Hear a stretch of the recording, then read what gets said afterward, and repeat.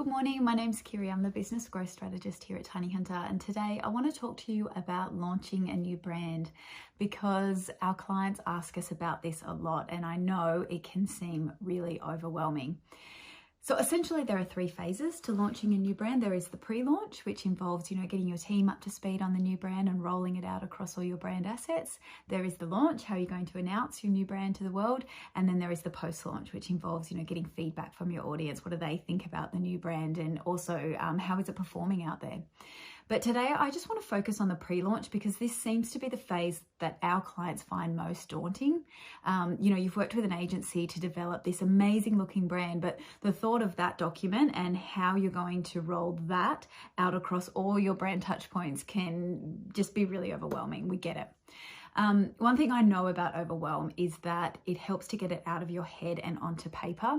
So that's usually where we start with our clients. We work with them to develop a brand implementation plan, and that starts by creating a list of all the brand assets you have and maybe some you haven't thought of, and then it needs to be prioritized in terms of what's most important to least important. Once you have done that, you then need to look at roles and responsibilities. Who is actually going to create these brand assets, and do they have the right skill set to do that? So if you're doing it internally, yes, you need to think about capacity. Have we got time to do this? But also capability. Do we have the skill set? So perhaps you might need to do some training or some workshops with the team to get them up to speed on the new brand, the messaging, the values, if they haven't been involved in the journey.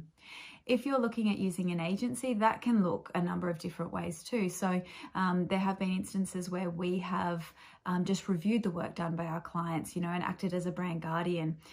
Agencies can create templates for you, which make the rollout a lot easier, or of course they can do the whole thing.